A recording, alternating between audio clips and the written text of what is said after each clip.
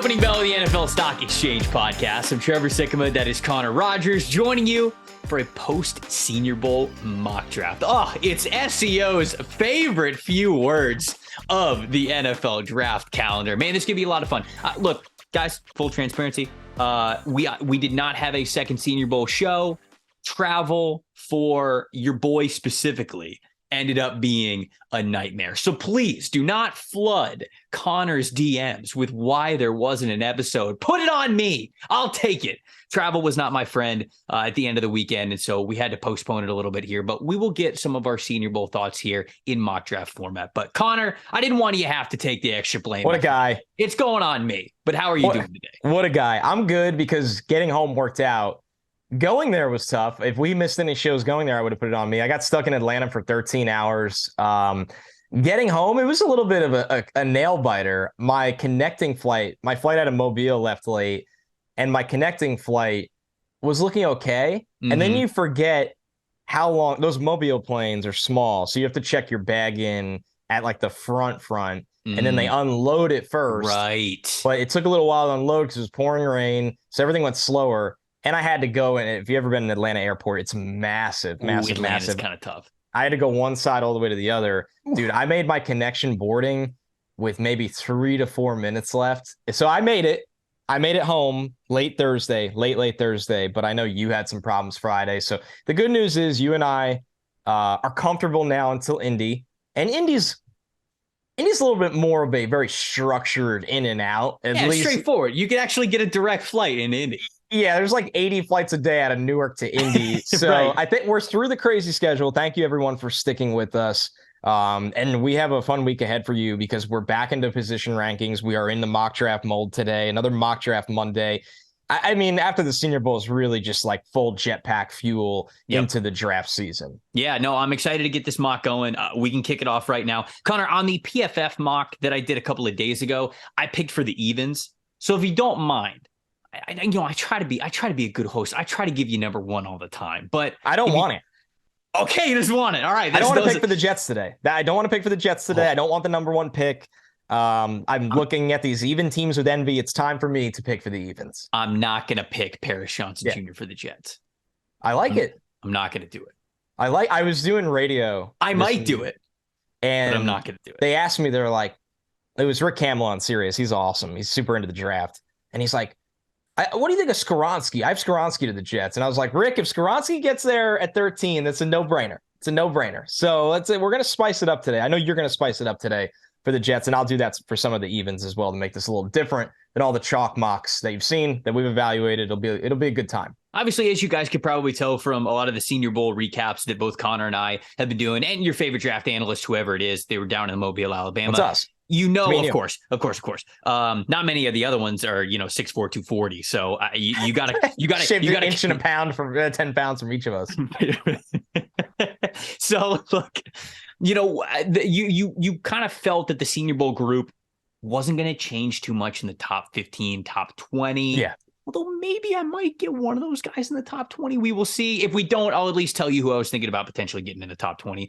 But near the back end of the first round, I do think we're going to get a handful of Senior Bowl guys in there. So you'll get our thoughts on some of those guys. Maybe we'll give you, like I was saying, almost a bonus Senior Bowl episode here soon to kind of recap a lot of our thoughts. But let's kick it off here. I'm picking number one overall, and it's the Chicago Bears. You and I talked a little bit before the pod, and we were like, do we want to do trades in this one? Initially, we both said, no, let's not do trades. I feel like we've done a lot of trades for mocks, but it feels so disingenuous if we don't. It just does. I cannot imagine, with Albert Breer reporting that the Chicago Bears, they're good on Justin Fields. They're not going to be tempted by a quarterback. They're not going to take a Bryce Young, a CJ Stroud, a Will Levis, whoever it is at number one overall. To me, that tells me they've got to move. If you're not taking a quarterback in a class that has not just one, but multiple that are coveted here, and a lot of teams that really need a quarterback, it's hard for me to imagine Ryan Poles is going to sit at one. So I'm looking at two. I know we talk about potentially the Indianapolis Colts at number 4, potentially the Las Vegas Raiders at 7, potentially the Carolina Panthers at number 9. But in my head, I immediately eliminate 7 and 9. Sorry, Raiders and Panthers fans, because I think the Bears still want one of Will Anderson or Jalen Carter. And if you get past 4, it's just not going to happen. No, it's not. It's not going to happen. So what about, you're picking for the evens. What do you think about a trade for number 2? What do you think, a little swap here? It won't take you too much. Maybe a couple early day 2 picks. You don't have to get Houston's number 12 overall. I know they're sitting there with another first round pick, but a couple of early picks, maybe the early second round pick that they got, an early second rounder next year. I don't think you got to give up too much unless the bidding war goes crazy. What do you think about the Texans moving up to number 1? You got control of that team, so what do you think? I think it makes a ton of sense, and I'm going to try to convince you of this, right? And this is not going to be easy because there's going to be a lot of teams calling Chicago, but I would love to keep pick 33 this year because this is currently not a good football team. Shout out to the Texans for getting DeMeco Ryans, because I said on a podcast a couple of weeks ago, DeMeco Ryans, he should have better job situations than the Texans. He obviously had a little bit of nostalgia feelings there and comfort feelings there. And good for Texans fans for getting who was my favorite head coach candidate in this coaching cycle. And now he's got to turn this thing around. It's go time. It's not lose a million games every year anymore. It's time to win games. You got to get talent now. I'd love to hold on to 33. So what about this, Trevor? How about 65? And maybe the 2024 second, I think you're still going to need in this thing, because you got to realize that I think the Colts are going to be calling. I think there's a lot of teams calling. I know people are going to think, hey, that's expensive, but the Texans got a lot of ammo this year. It's a big price to pay, but you get to breathe a sigh of relief that you get to take a quarterback with number 1 overall. I'm going to be honest with you.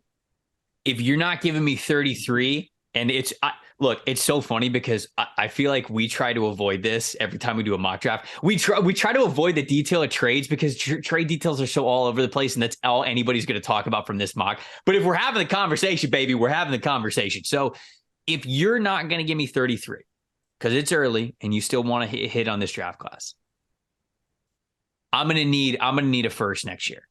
You got 2. You have Cleveland's, and then you have your own. But if you're not giving me 33, if you're giving me 65, I need one of those first next year. No, we'll pivot then to 33 because I still don't think this team is going to be picking at the back end of round 1 next year. And then you have Cleveland, who's just this ultimate wild card team right now. I'd rather hold on to those ones. And then you still got 12. You still got 65 and 73. So you could still get back into round 2.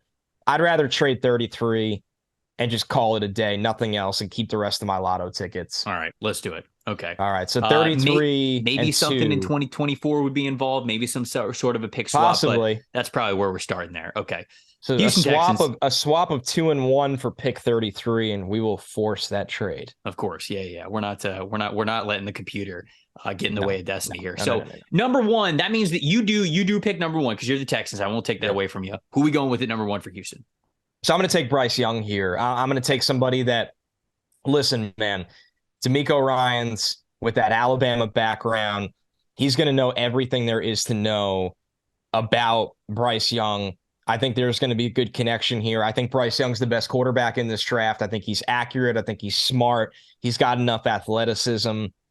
I understand why people are going to argue for Will Levis and CJ Stroud, and there's a fraction of you out there for Anthony Richardson. I'm going to go with Bryce Young. I think he's the best signal caller in this draft, and I think the Texans have adequate ammo and salary to set him up for success now. I mean, this is, if you're moving up for somebody, in my opinion, it's got to be for Bryce Young. He's got to be head and shoulders above the rest of the group, which I think he is. It makes my choice at number 2 easy. You're not going too far back because I said initially when this started, if you're the Bears and you want to move back, and I do think they want to move back, you want to do everything that you can to up that price from either the Texans or the Colts to stay within range of picking one of Will Anderson or Jalen Carter. So you're at number 2, you get your pick. We've spoken on this podcast before about how a Matt Eberflus defense, the head coach with the Chicago Bears, a dominant 3-technique player, 3-technique defensive tackle is paramount to that scheme's success. They did not have that dominant presence. Jalen Carter absolutely can be. And, going back to the trade, I think that 33 is pivotal, or it's going to be in a potential Houston Texans deal, because Ryan Poles is going to be able to think about recouping that pick that he traded that ended up being a really early second round pick for Chase Claypool. right? So you miss out on that one. I know they probably still like Claypool, so it's not like it's a total wash, but I'm not so sure he was worth that compensation that they traded at the deadline. But you recoup that back if you get 33 because it's that early second round pick. So I think they'd be happy with this as well. I'm going to pick Jalen Carter for the Chicago Bears. And then that puts me back on the clock with the Arizona Cardinals, a team that needs a lot, right? It's a new general manager in Monty Ossenfort. No head coach yet, right? I didn't see any news break or I didn't miss anything, right? Arizona Cardinals, no head coach. What do you think it's going to be? Who's left, right? Sean Payton's gone. DeMeco Ryans gone. Frank Reich's gone. They brought in Brian Callahan a couple times, right? Didn't they? They brought in a ton of people, didn't they? They have brought in they've done a lot of interviews, man. Hold on. Arizona Cardinals head coach interview. Lou Anarumo is in that. Or tracker. Who replaces Cliff Kingsbury? Okay. Candidates receive a second interview. No, where's that? Quite a few. Second interview. This is great podcasting. Let me Mike Kafka, I want to say, Trevor, has gotten 2 interviews there. Kafka's gotten it. Okay. Brian Flores, I want to say, maybe. Anarumo's gotten a second interview. Kafka's gotten a second interview. Aaron Glenn reportedly getting a second interview. Okay. Sean Payton, obviously. I'm gonna go with Lou Anarumo. Big Lou. Yeah, it's probably time. One for of the best Big defense Lou. coordinators in the NFL over the last couple of years, man. It's probably time for Big Lou. All right. Anyways, so defensive. Let's pride just of say Staten Island. Defense. All right, there you go. Defensive head coach. Even if it's not, I think we're honing in on Will Anderson here. I'm going to take Will Anderson at number 3. The more I researched Monty Ossenfort, their new general manager, and just the way that he spoke about team building in the pre-draft or the post-hiring presser, of course, he's given a lot of cliches that a lot of new general managers do. You know, we want a tough football team. We want leaders. We want the right guys in the locker room, all of that. But the detail in which he talked about truly those right people in the locker room, and looking back on how much Nick Saban praised Will Anderson, a permanent captain for this Crimson Tide team last season, what Nick has said about the young man, both on and off the field, it makes me feel like they are really honing in on Anderson. If Anderson's on the board, I feel like he's going to be number 1 on the Arizona Cardinals board. So with him being available at 3, they need a premium position, especially. It checks a lot of boxes for him. So I'm going to go Anderson at 3. Listen, man, it makes a ton of sense. I think really when all is said and done, if they were sitting here and Jalen Carter's gone, the only other guy that comes into conversation in my eyes is Witherspoon. And I'm saying conversation. I'm not saying I think it's Anderson. I think there's a really good chance it'll be Anderson. It's just hard to even find a debate. We know, I'll say this, Tyree Wilson's a freak. There's going to be guys that really like him, but this is Will Anderson's spot to lose, which brings me to 4 with the Colts. We've had the board go Bryce Young, Jalen Carter, Will Anderson. This is a 2-man show for me right here between Will Levis and CJ Stroud. I'm fascinated to watch what the Colts do as they go through this evaluation process, but I'm just not going to pivot from something I've been saying since October. Will Levis is a Colt right now. Will Levis is a Colt in this mock draft. Will Levis is a Colt in your hearts. I just know Ballard is going to fall in love with the traits of Levis. And I think they're going to like Stroud a lot too. I think there's going to be a big time debate in that room, and I'm curious to see where it ends up. But for the sake of continuity and something I believe in, I'm going to go with Will Levis 4th overall. There's 3 players that I have on the board here for the Seattle Seahawks at number 5. And I'm going to let you know, I don't love any of them at 5. But this is just kind of the way that it is, right? This is more of a predictive mock. It's not as much of a what we would do, because once you get past January, I think the what we would do mocks, they kind of lose their luster. They lose their appeal. Those are over, brother. People want to know what their team is going to do. Yes. You go back to Pete Carroll's postseason presser, and he talked about that it kept him up at night, how bad they were on the defensive side of the football, right? Seattle, so long, known as the Legion of Boom, their defense, everything. That's what propelled them to the Super Bowl for those couple of trips that they were able to make those deep postseason runs. And he talked about how they want so badly to get more dynamic up front. We've often mocked Brian Brzee here, but you and I have gone back to the tape, and you're just not taking Brian Brzee at number 5. I don't think you're doing the same with Kalijah Cansey. He's just not, he's not built like the kind of player that I think that you would take in the top 5. The players that are built like the defensive lineman that you would take in 5, Tyree Wilson, Miles Murphy, Lucas Van Ness. I think that there are things to like about all three of those guys. Tyree Wilson got the unique size. I mean, when he puts it all together, he is just fits for a lot of offensive tackles, interior and edge guys. But, he's a fifth-year guy. It took him a while to put it all together. Is truly the best football ahead of him. How much better is he going to get? I'm not so sure. I didn't love the intensity that he played with at all times. Sometimes I felt like he was a little less impactful than you would want from a top 5 guy. Miles Murphy, kind of the same thing. Freak athlete, 6'5", 275 pounds, a guy that I think the Seahawks would love, along with Wilson, just because of how athletic he is going to test at his weight, at his size. But the production really wasn't there for Miles Murphy over the last couple of years. And then Lucas Van Ness, on and off starter, really didn't have as much snaps as you would want. Interior player over the last couple of years, switched to the outside on the edge. Devastating bull rush, sure, but not a ton of pass rush profile outside of the strength of his bull rush right now. Who would the Seahawks take? I think they'd take Wilson.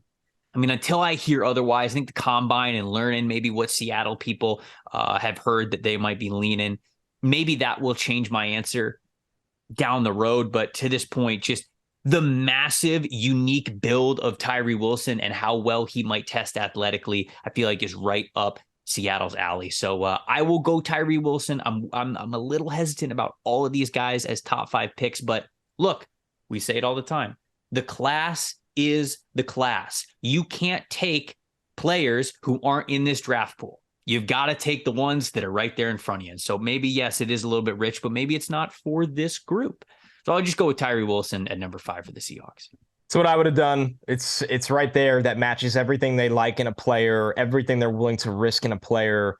I'm telling you right now, when you have the exercise in this draft class, you sit and have a conversation with somebody and you go, well, how does drafts typically go, especially in classes that aren't loaded? Traits go early. Traits go early for blue chip kind of picks or premium picks.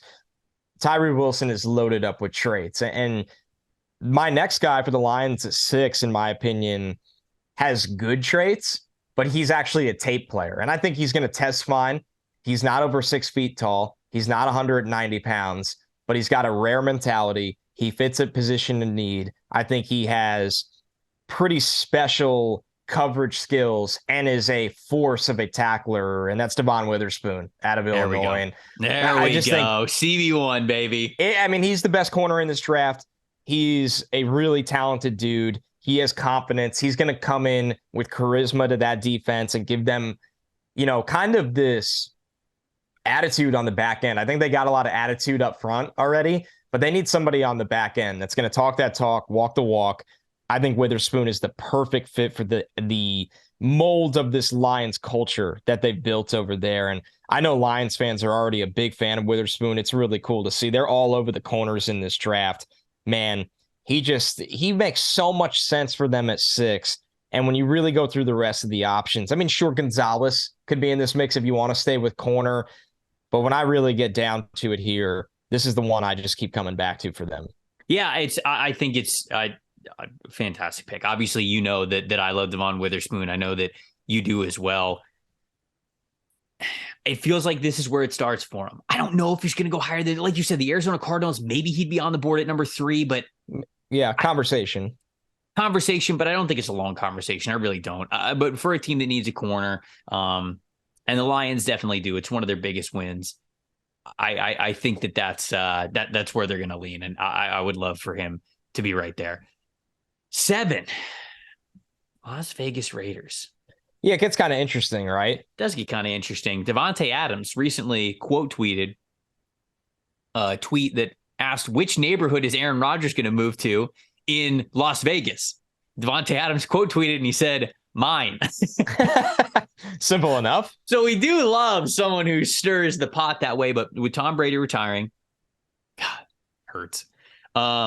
With Brady retiring and with them moving on from Derek Carr, Aaron Rodgers kind of seems like the only free agent option right now, right? You could say to yourself, oh, what about Jimmy Garoppolo, right? Jimmy Garoppolo with Josh McDaniels, right? And we recently learned that it was for sure that Garoppolo is not going to be back in San Francisco. But how much does Garoppolo really move the needle for you? Is Vegas going to be cool with that? right? They were a team that was kind of a fringe playoff team over the last couple of years anyway. Certainly disappointed this year, but is Jimmy giving you that much more than Derek Carr would have? I feel as though the guys at the top making the decisions would much rather invest in a young quarterback. Whether or not Josh McDaniels is going to be there for the entire rookie contract of them or not, I'm going to take CJ Stroud here. Until I am convinced that there is going to be a veteran under center, because a veteran under center does make sense, right? Josh McDaniels, he's got to win football games next year. To that point, I do think that getting a veteran in there has merit. But I feel like the people above McDaniels, the owner, the general manager, they want a guy they can invest in, especially from this class, a guy that they might really like in CJ Stroud. A pocket passer. We know that Josh McDaniels has had a lot of success with those guys before. So I'll go CJ Stroud for this mock draft, going to the Raiders at 7. I like it. I don't. You're right. If it's not Rodgers, right? Who is it? Who makes a difference? This was a popular Brady destination. It's still a popular Jimmy destination. But like you said, Trevor, how much does that move the needle? I thought you were going to say it was a popular Brady destination. It's still a popular Brady destination. Yeah, always will be. I actually wasn't on that one as much just because I think Brady's so particular, and how close are the Raiders right now is a question he'd have to ask himself, and Rodgers will have to ask him that relationship. And there it is. If you've heard it, a big salute up to Hoboken's finest right there. Sirens for the show. I'm cool. I mean, Stroud, I actually like the strategy a little better. I mean, if they get Rodgers, good for them. Really good for them. It's just, it feels like we're not there yet. So take a talented quarterback that you could develop that I actually think would do quite well with Josh McDaniels, to be honest with you. Just Stroud's nature of being able to get the ball out on time from the pocket and throw with some anticipation and make some plays. So that brings us to the Falcons at 8.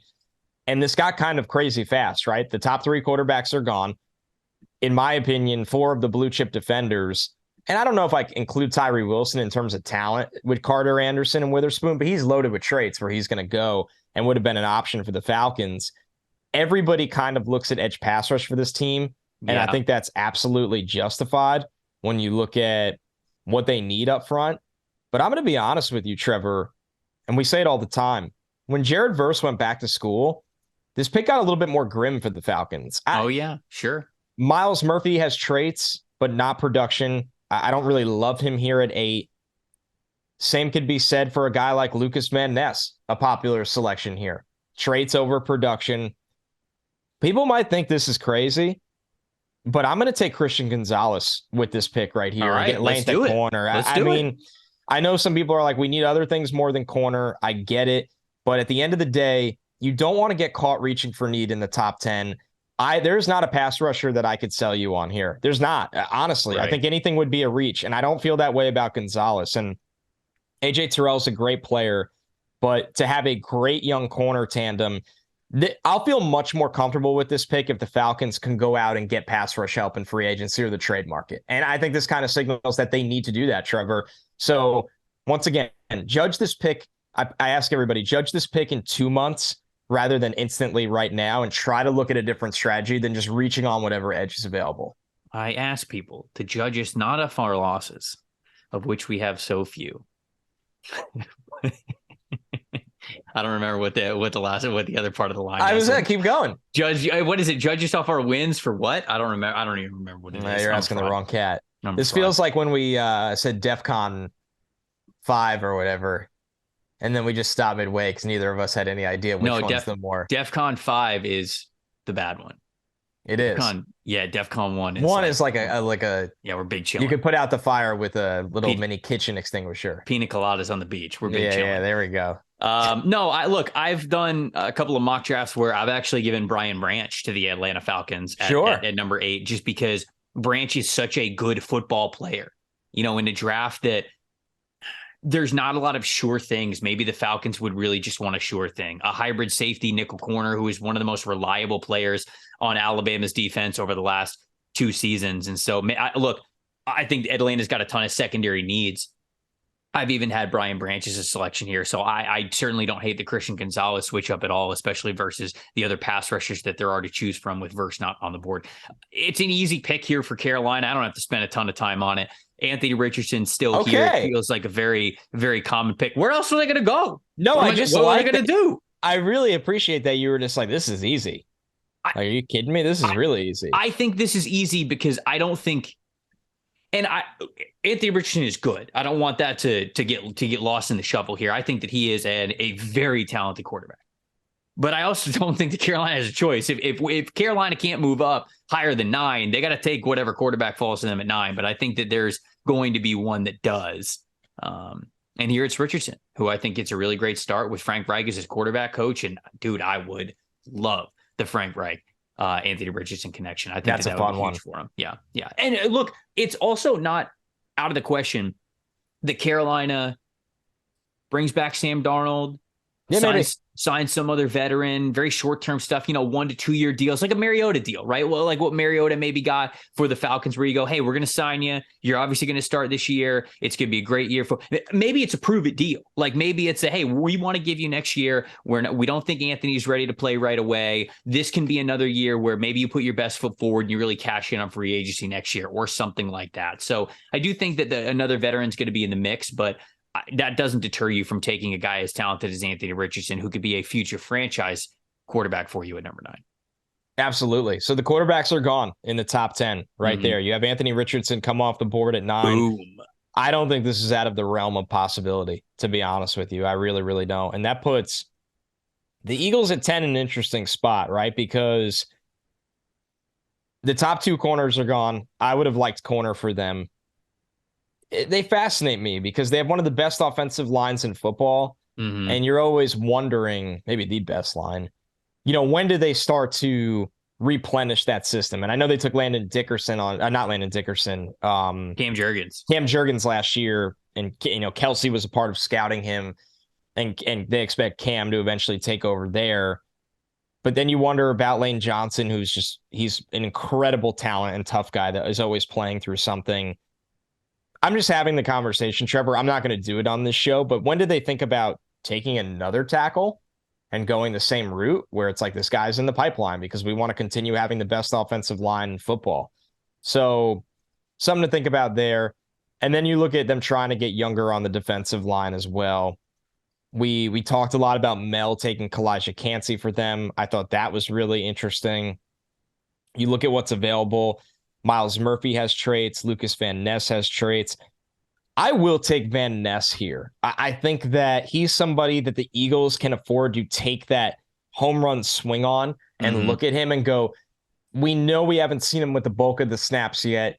We're gonna slowly acclimate him in, but we think by year 2 or 3, we're gonna hit a home run with this pick because of his size and athletic profile. So Van Ness, another pass rush added here for Philadelphia, with the caveat that I do want to start having an offensive line conversation for them eventually. Yeah, I really haven't thought of that a ton just because, they've got Dickerson, they've got Jurgens. They're so good right now. Right. Lane Johnson's obviously still there. Jordan Mailata is incredible, but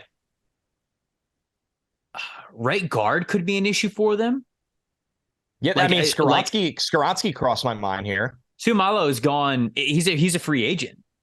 So Skoronski, maybe even Paris Johnson Jr., right? Both of these guys who can play guard, we think. Interior, maybe you stick him at right guard next year. And then if Lane Johnson maybe hangs it up the year after, you kick him out the tackle. No, man. Now I'm he's getting excited, folks. I like where your head's at, my friend. I might have to do that in the next mock draft. But you went Van Ness there. Tennessee Titans at 11. I'm gonna go O-line. Sure. I'm gonna go Paris Johnson Jr. I'm gonna get Paris Johnson Jr. off the board, so I'm not forced into being a liar 2 picks later for the New York Jets because he won't be able to build the pick.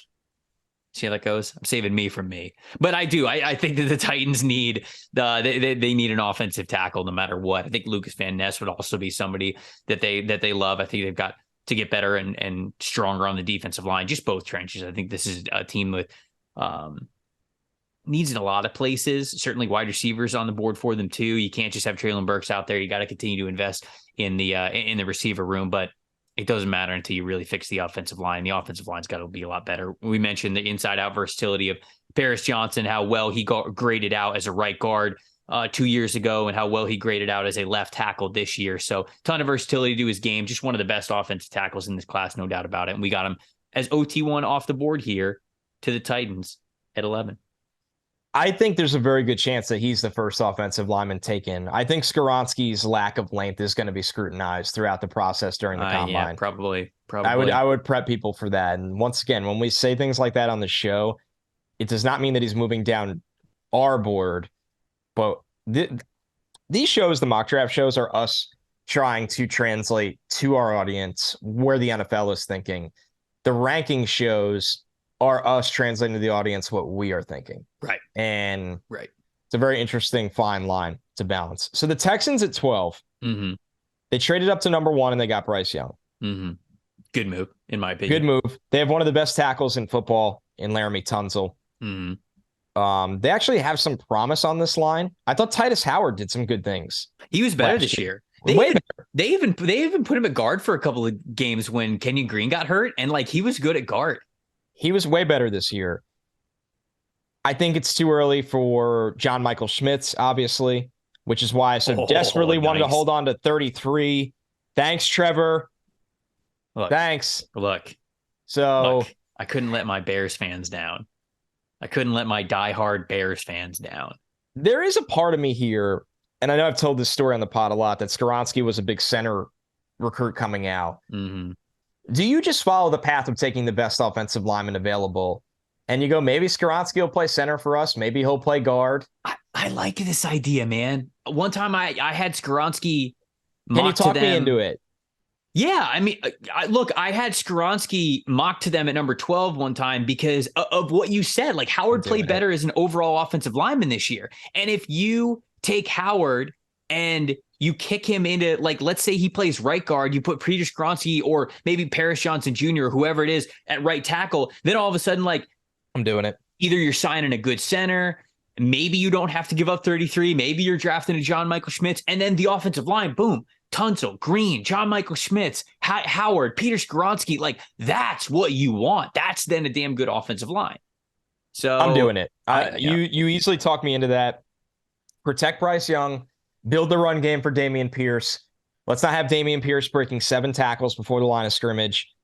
Get a guy that's a good player that's versatile. Right. I love this for the Texans. You walk out of the first round with Bryce Young and Peter Skoronski.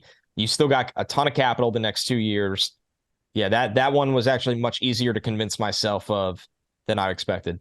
All right, this is the moment of truth here. New York Jets on the clock at 13. I think I know what you're doing, but I'm excited to hear your explanation.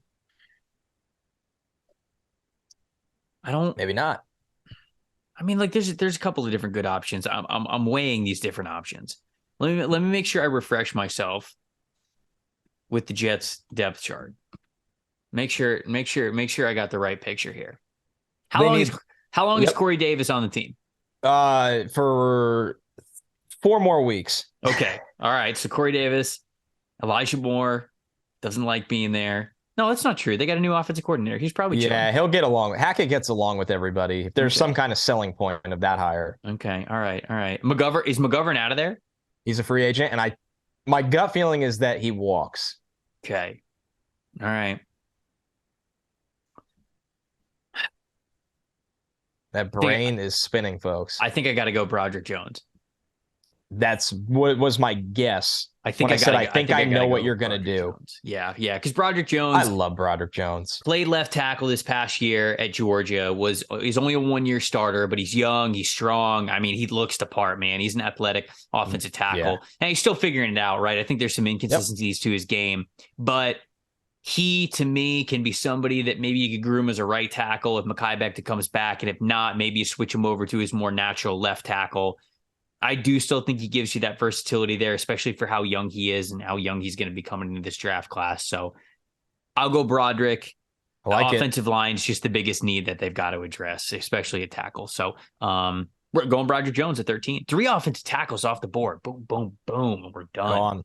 Gone. All right, so New England at 14. Yes. They watched the 3 offensive linemen go right in front of them, an area that I think they'd be considering. Miles Murphy is still there. Brian Brzee. Brian Branch has been a popular selection for them. They need playmaker help. I'm not going to take Quentin Johnston here. And that's why I'm going to pivot, and I'm going to take Bijan Robinson in the spot. I think that Ramondre Stevenson's a really good player.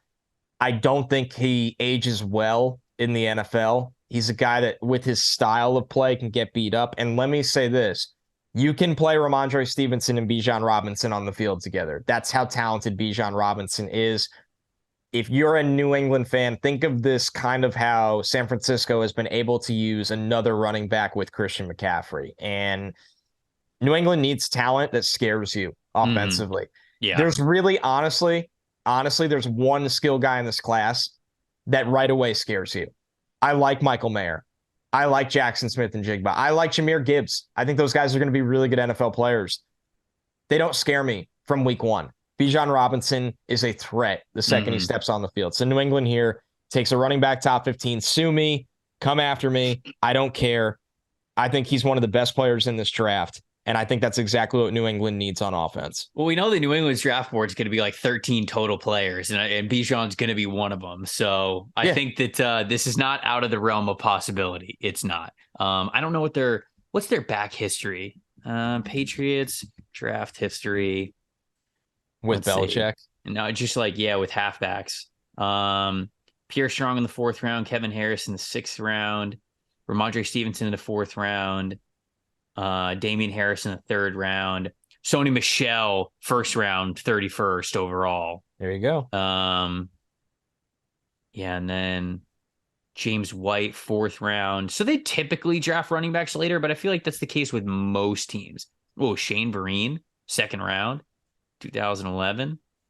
Yeah, it's definitely, they value the position a lot. They invest, even if it's not premium, they invest a lot into the position. A long time ago, but Lawrence Maroney, 21st overall. Maroney had great running back aesthetic.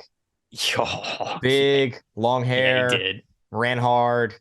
Is Maroney the highest? Is he the highest drafted running back in Patriots? Oh, Robert Edwards. Falk. Robert Edwards, 1998. I mean, Curtis Martin, I meant to say. When did they take Curtis Martin? Where's Martin? I got to be getting that. 3rd round, brother. Whoa. That's bad. That's bad knowledge by me. 3rd round. Bad form. Bad form. This draft class was Ty Law in the 1st, Curtis Martin in the 3rd. They did get a lot back for him when the Jets. Parcells signed him to an offer sheet. They definitely got a lot of capital back. Okay, they received the Jets' 1st and 3rd round picks in the 98 draft. Damn. Yeah, for Curtis Martin. So I had the draft pick wrong, but the compensation was huge when they got rid of him. Bijan Robinson, 14th overall. Green Bay Packers at 15. Brian Gutekunst, I think, is one of those general managers that really has these threshold tendencies, especially when it comes to size that he likes to hit, whether it's his defensive backs, whether it's his defensive linemen, whether it's his wide receivers. They just don't draft small wide receivers. They don't draft non-athletic defensive linemen. Miles Murphy is a pretty damn athletic defensive lineman, and even though I don't think he's a finished product yet, I think that he would be right up their alley. Of the things that they look for in players, he feels like somebody that they would draft. They had Zadarius Smith and Preston Smith back when they drafted Rashawn Gary. And I know that edge rusher is not a huge need for them right now, but or I should just say it's not their biggest need right now. But if a player like Miles Murphy, somebody who might check a lot of boxes for them with size and athleticism, makes it to 15, I think they'd pull the trigger on it. So I'm going to go Miles Murphy at 15 for Green Bay. All right, so Miles Murphy comes off the board finally. Some people might be surprised he waited that long. I think there's a good chance that he has a little bit of a dip than what we were accustomed to 2 months ago. So that leads me on the clock with Washington, the Commanders at 16, a team that very well could attack the veteran quarterback market. There's nothing left here anyway, so we're not even going to discuss quarterback in this spot. Man, they're fascinating to me right here. Because I just don't think, every time I look at this roster, I'm like, this really is not a bad roster, to be honest with you. I'm not saying it's great, but they got talent at wide receiver. They got some talent at running back. They could use players on the offensive line, but I mean, Trevor, the big three went. And I think there's a world where we're going to talk about guys like Darnell Wright and DeJuan Jones and John Michael Schmitz, of course, but this is still really, really early. They got a good defensive line. They've invested in linebacker lately. I'm kind of looking at corner with this team right here. and saying, you know what, I want to get one of the better players left on the board. I'm going to go with Joey Porter Jr. in this spot. Get a guy with length, get a guy that's very, very physical. He has that NFL pedigree. Porter comes off the board at 16 to help that defense. This is the spot where I would have thought about Darnell Wright. I thought about it. I like Darnell Wright. I thought about it. I do like Darnell Wright. And so this was the place in the top 20 where I thought about maybe getting him off the board. Steelers also need an offensive tackle. Mike Tomlin was front and center watching a lot of O-line play this past week at the Senior Bowl. He was watching, in the first day, he was watching a lot of DeJuan Jones from Ohio State. I think that 17 is a little early for DeJuan Jones, but I might go Darnell Wright here. I saw your big quote that went viral. Which one was that? It was tweeted out by PFF. It had your name on it. It was a very nice thing you said about Darnell Wright. I will find it while you're explaining. Oh, the one where I said like he could definitely be a back end of the first round guy. Absolutely. Yeah, no, I think that that's very true. You might have said that on this show, but you also might have said that on It's Just Football. You never really know. I talk a lot, brother. I don't even like what you're paid to do. Voice at this point. Oh, all right. We're going 1 and 2 Senior Bowl guys here for the Pittsburgh Steelers. O'Cyrus Torrence or Darnell Wright? Who are we going with here? I think Torrence is the better player, but I think Wright's the more valuable player. Talk about hedging. Am I wrong, though? You're going to look at me and tell me that I'm wrong? I think Wright's a true right tackle. I think Torrence is strictly a guard and a bit of a phone booth guard. Did Okorafor play left tackle in college? Did who? Oh, Chuck Okorafor. They're right tackle because he's right tackle right now.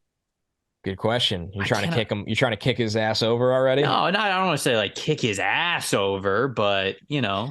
They paid James Daniels. They got Kevin Dotson. Let's see. Hold on. They do need a tackle. What year was he drafted? I think 2018. They wait till day 2 though in this scenario. Let's see some 2018 stats. Left tackle. Yeah, he was playing all left tackle. Snaps by position. What do we got here?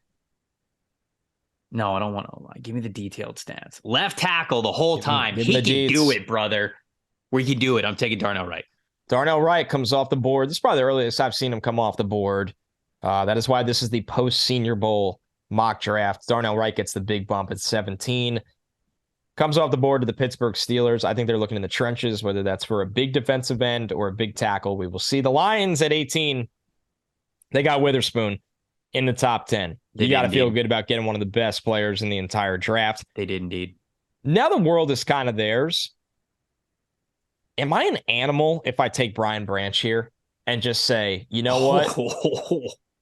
I'm doing it.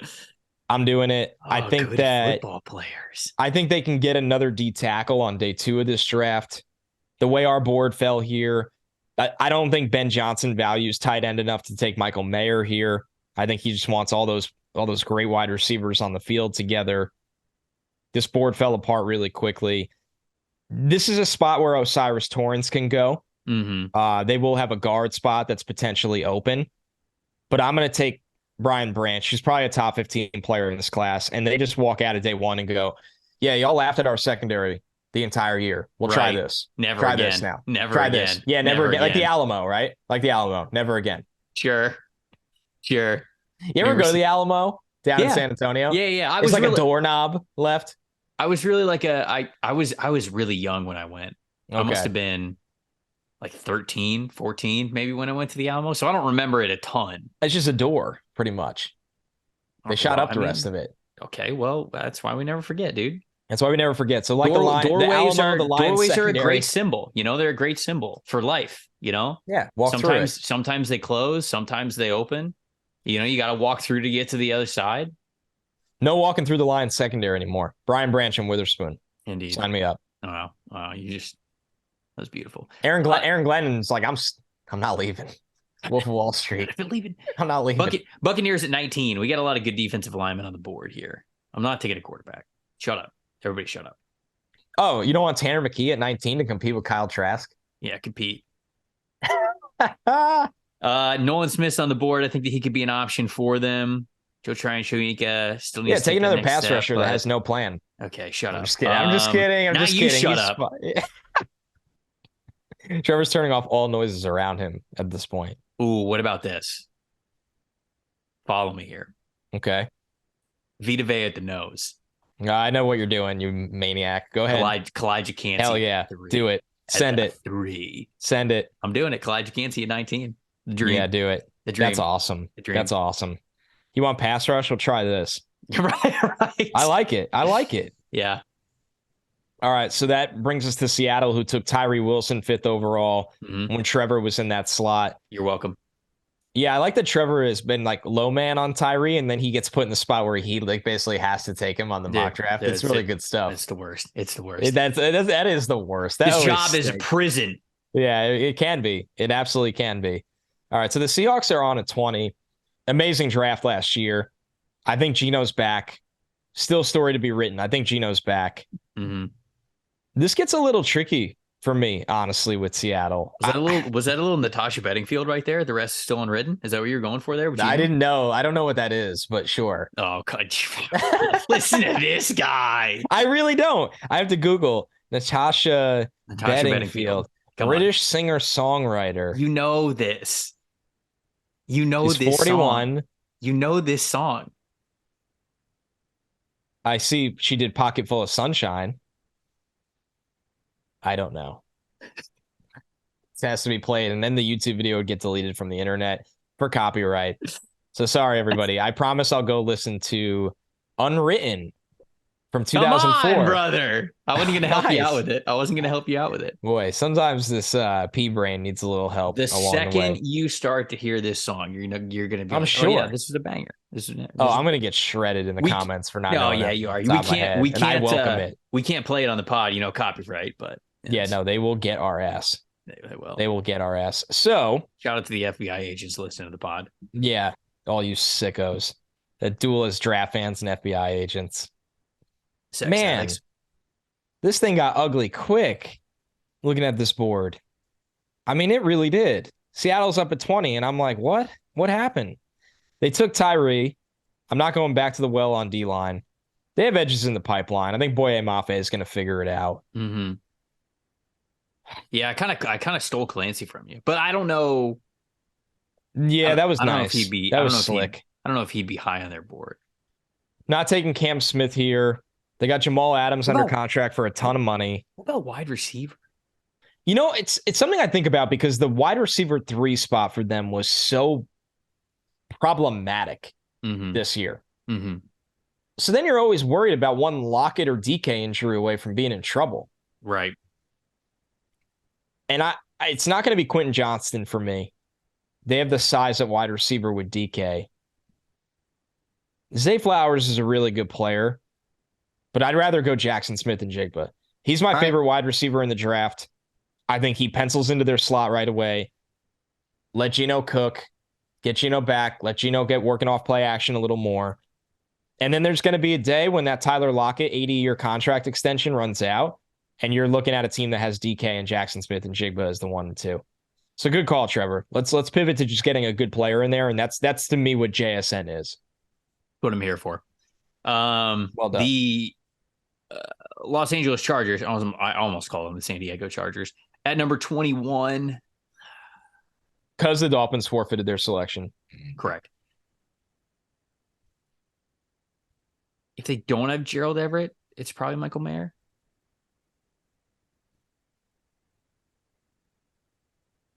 But Quentin Johnson's still here. So is Zay Flowers. Man, I would love for Zay to learn from Keenan Allen. That'd be fun. That'd be sick. I'm going to go Zay here. I'm going to go Zay here because I'm going to make your job real easy at 22. Oh, boy. Can't wait to screw this up and get laughed at. Real easy at 22. Obviously, the Chargers, just to elaborate a little bit more, they need speed. And even though he's not like a pure, deep, vertical threat, Zay Flowers is, he does give you that separation ability. And that is all over the field. I would love for him to sit behind, not even sit behind, play with a route running master like Keenan Allen. And if for however long Keenan Allen is still there, he gets to kind of learned from him in the early process. And then when Keenan Allen ends up leaving, he's taking a lot of that expertise and a lot of that athletic ability straight to that slot position. So I would love him in this offense. And I do think he still gives you that dynamic element that you're missing, even if it's not a traditional vertical threat like a Jalen Hyatt. I think it's early for Jalen Hyatt, but yeah, I like Zay Flowers here. So I think you were trying to hold my hand into now the Ravens get to take Quentin Johnston. I think that makes a lot of sense. I think it's also a really nice landing spot for the TCU product because when you watch Johnston, he's not a quick separator, a quick twitch separator with route polish all the time. And I think you go to an offense where, say, they figured this out with Lamar Jackson, then you get a guy that can extend plays and a guy like Johnson that can work back to the ball. He could be a big-time red zone threat. Mm-hmm. You add size to this wide receiver group. You have Rashad Bateman that can hopefully be your quick twitch separator or at least a guy that has route polish, I think. And you're not just trotting out the Sammy Watkins of the world. So I like it. I'm a way bigger fan of Johnson outside the top 20 because I don't know if he ever develops into this high-end number one. I don't see him that way. Mm-hmm. But I think in the right offense with his combination of playing above the rim and having that size profile, this is the landing spot that makes sense in terms of value and the type of player he is for that offense. Minnesota's up now, and I could go corner here. Like, I'm okay with going Deonte Banks here, and I might. But they did just draft Andrew Booth. They invested another high pick in Lewis Cine at safety. That secondary was cheeks, though. It was. But what about Jordan Addison? You get Addison, Justin Jefferson in the same receiver room. Didn't feel like Adam Thielen was really like the guy this year. They didn't want to throw him the football as much. Is that a sign of the times? KJ Osborne had his moments. Yeah, but would it be like Jordan Addison kind of moments? I don't know. That's what I wonder how they view it. Do they want to give other targets to anybody other than Justin Jefferson? It doesn't always feel that way. Is KJ out? No, he's not a free agent, right? He's been there 3 years. That would be fascinating. He feels like a guy that'll figure it out. Okay, he's under contract next year for 1 year. Who is? KJ Osborne. I don't think it's nuts. I'm gonna draft Jordan Addison, and then the Vikings can. Let me make sure. Their defense is just so bad. It was bad. Okay, yeah, it was bad. They traded a second round of the Lions for Hawkinson. Tough to go into battle and say we're just going to outscore everyone when you're the Vikings. All right, I'll go corner. I'm sorry. I know it stinks. Whatever. No, Deontay is a fantastic corner. I think he's one of the best cover corners in this class. I think he's getting slept on a little bit. No, he doesn't have the ball production that some of these other corners do, but you give me a guy that'll go hip to hip with somebody. I think if you get him on one side and a better Andrew Booth, a more healthy Andrew Booth on the other, that's a really nice cornerback duo, especially if Lewis Cine develops safety as well. So that's a bit of a, in theory, revamped secondary. 23 for the Vikings, which puts you on the clock at 24 for the Jags. Layup pick alert. Michael Mayer, the top tight end in this draft, goes to Jacksonville. Once again, this is not a pick pending on if they re-sign Evan Ingram or not, who had a fantastic year there. I think they can complement each other if they did bring Ingram back. Mm-hmm. You get help in line. You get a bigger body out there for Trevor Lawrence that can play out in the big slot. He's played out wide. I just think Jacksonville load up on the weapons and be a high-flying attack. You have Calvin Ridley coming back next year. I just think Mayer in Jacksonville would be such a great landing spot. His value in Dynasty would go up so much if this is where he ultimately lands. That would be a fun pick. Definitely be a fun pick if Evan Ingram isn't there. There is a layup here at 25 for the New York Giants. Jordan Addison's still on the board. There you go. See, I saved you from yourself. You did. So Jordan Addison, I think, is a perfect pick for what the Giants need. They need a potential wide receiver one. I think if Jordan Addison doesn't develop into a wide receiver one, he'd be a wide receiver two, right? And I think that they need all of that, no matter what it is. They just need upgrades at the receiver room. So I think they'd like a bigger wide receiver, but it's okay. Jordan Addison's just been so productive and he's so good at the position that I like what he's bringing in. I know people are going to say, oh, he's a smaller receiver. They got plenty of smaller receivers. I think Jordan Addison's a little bit different. I think you can lean on him a little bit more. I think he can be more of a focal point of the passing game, especially with how well he separates and understands the position. So I got him at 25. So this is interesting for the Cowboys because we know how badly they need another target for Dak Prescott in this offense, but they're going to have to wait in this scenario. We had Addison, Michael Mayer, Zay Flowers, Quentin Johnston, Jackson Smith, and Jigba are all gone, and Bijan Robinson. I can't reach on a skill talent in this spot. I'm just not comfortable, God, going all the way down the board and taking a Josh Downs or a player of a Tank Dell. I'm just not doing it for them. So I'm going to look to get improvement on the D line and take a player that on talent and traits is a top 10 guy. On what he put out on tape this year is really a fringe first kind of guy. And you got to dive into everything that went wrong. And we've discussed all of those things. And it's going to be Brian Brzee to Dallas okay. here. Okay. I think Dallas can unlock the best version of Brzee. You get him up there with a menace in Micah Parsons and some good coaching on that defensive line with Dan Quinn. I think this is a home for Brzee that really starts to add up to tap into where he doesn't have to be a hero and you can get the best version of him. Somewhere back into the first round, I think is probably where he ends up going. It's kind of where it starts, right? That's my guess. The tape wasn't first round worthy, but I think when you put everything into context, you could certainly see a team convincing themselves that the best football is certainly ahead of him. So I don't necessarily hate that pick. Dallas kind of looking to reinvest in the defensive line anyways. Maybe you're getting an absolute home run at 26 with Brzee. Buffalo Bills on the clock at 27. I think they need offensive line help. O'Cyrus Torrence is still here is an easy one for me. I think he's the best offensive guard in this class. And he's an immediate plug and play kind of a guy. A lot of times you'll hear slot receiver for the Bills, but I think that's something that you could address a little bit later in this draft. There's a lot of slot receivers to choose from here. So why not fix the trenches first? I think it's a big area of need for him. So we'll go O'Cyrus Torrence, another Senior Bowl guy who I thought had a little bit of an up and down week, but I do think it's something that was a major takeaway is I felt like he was carrying a lot of bad weight during the season. I just didn't feel like he had his weight right. And maybe that was Florida's thing. Like maybe Florida was like, hey, we want you at this weight. And when he was at the Senior Bowl, I just felt like he looked better. He looked more athletic. He looked more well-rounded in the weight distribution up top, in the middle, in the lower half, like everything, man. I just felt like he was built a lot better at the Senior Bowl than when I had seen him previously. So one of the strongest guys in this class, an absolute people mover in the run game, and a lot of potential there with O'Cyrus. So I got him going 27. No argument from me in that spot. And, day two, when we were down on the field, you really got to pick your spot if you want to watch wide receiver corner one-on-ones or you want to go watch the trench battles. And I think, Trevor, you might have been down I saw a couple good videos you posted on your Twitter of wide receiver corner battles. I was in the end zone watching the O-line, D-line, and who's standing next to me but Brandon Beane. And these things, they watch everything. It doesn't mean anything, but it was funny watching him just staring at, the Darnell Wrights of the world and guys like that in their one-on-ones. And you go, yeah, they probably need some offensive line help. And it's no surprise Beane's out here getting a full watch of them. So, and obviously Torrance was out at the Senior Bowl as well. So the Bills helping their offensive line is going to be a talking point that you hear this entire offseason, which brings me to the Bengals, which can be a little tricky, right? I think they're a team that can go to the corner well. I think they're a team that can always go back into offensive line.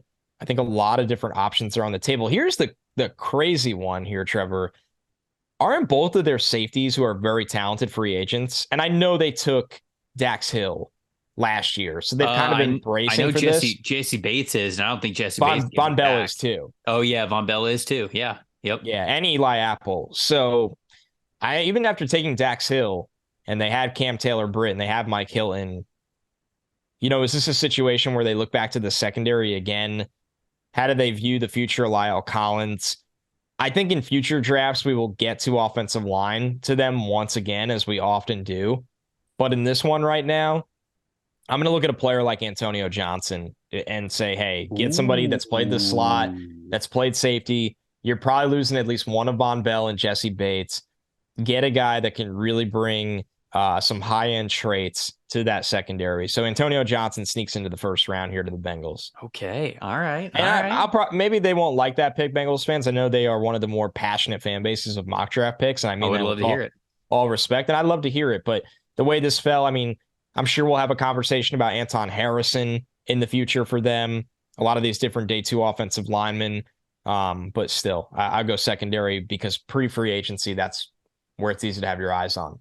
Saints on the clock at 29. Welcome to the mock draft roundup here, Saints fans. This is the first time, and I think that we've done a mock draft here with New Orleans in it after their trade of Sean Payton to the Denver Broncos. So now they're picking here at number 29.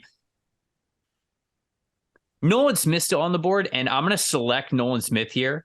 Now, I will fully admit that he is not their normal type of edge rusher, right? I think when you look at the Saints and how they built their defensive line, Cameron Jordan, Peyton Turner, Marcus Davenport, Carl Granderson, all those guys over 265 pounds. Yeah, like Keon White. Nolan Smith's probably 240, 245.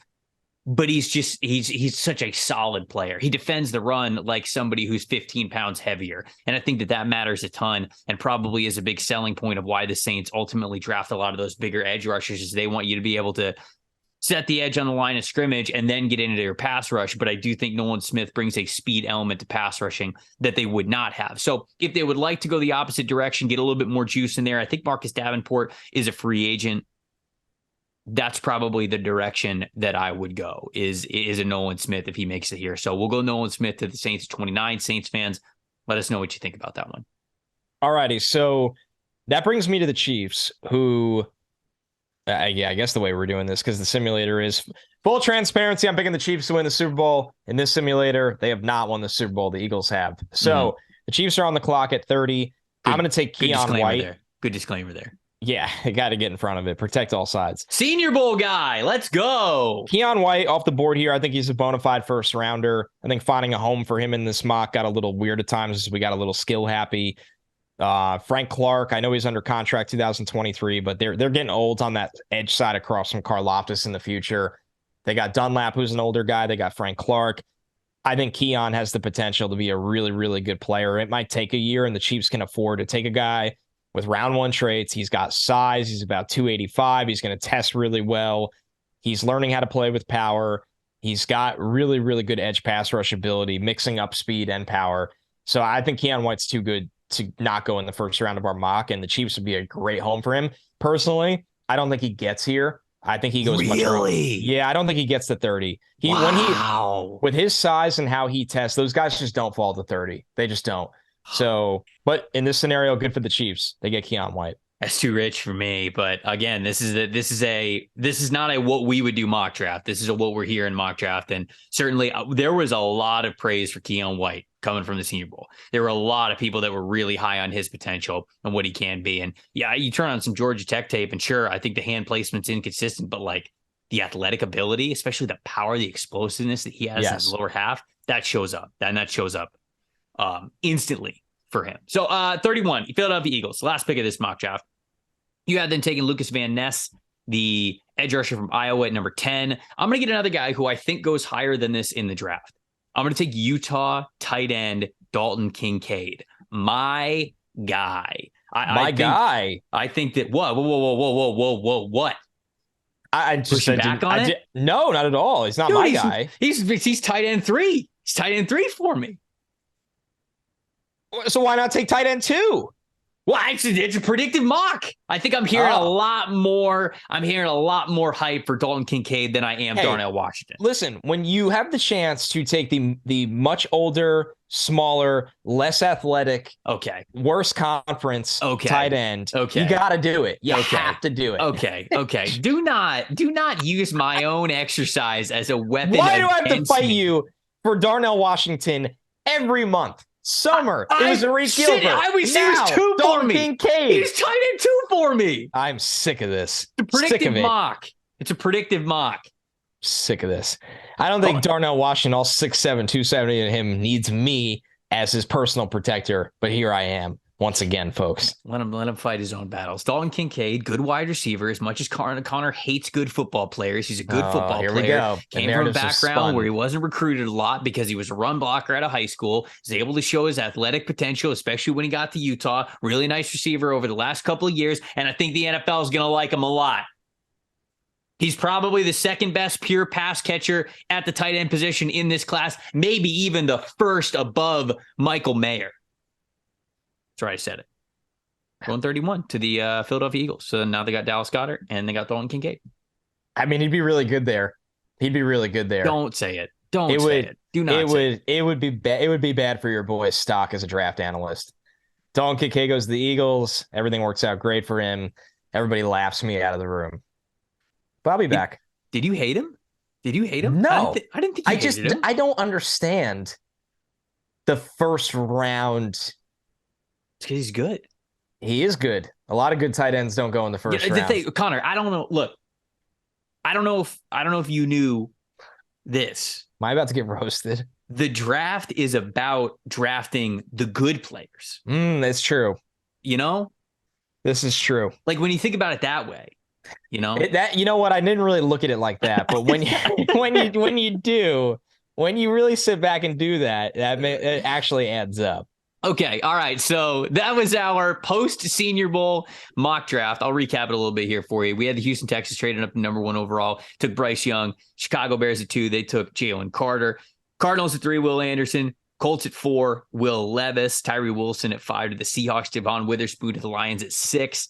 CJ Stroud went to the Las Vegas Raiders at 7. Christian Gonzalez at the Falcons at 8. Anthony Richardson, 4th quarterback off the board. We got 4 quarterbacks in the top 9. Panthers at 9. Lucas Van Ness to the Philadelphia Eagles at 10. Paris Johnson Jr. to the Titans at 11. Peter Skoronski to the Houston Texans at 12. Broderick Jones to the Jets at 13. Bijan Robinson comes off the board. This might be the highest that we've gotten Bijan Robinson off the board, although we say as a caveat all the time, we think he's going higher. Here, I think this is a decent range for him. 14 to the Pats. Miles Murphy, 15 to the Packers. Joey Porter Jr., 16 to the Washington Commanders. Darnell Wright, Steelers at 17. Brian Branch to the Lions at 18. Tavon Witherspoon and Brian Branch. You love to see it. Attitude Central. You love it. Kalijah Kancey to the Bucks at 19. Jackson Smith and Jigba the Seahawks at 20. Zay Flowers to the Chargers at 21. Quentin Johnston to the Ravens at 22. Deontay Banks to the Vikings at 23. Michael Mayer, Jags at 24. Jordan Addison, Giants 25. Brian Brzee, Cowboys 26. Osiris Torrance, Bills 27. Antonio Johnson getting back in the first round. Love to see it. Bengals at 28. Nolan Smith to the Saints 29. Keon White 30 to the Chiefs.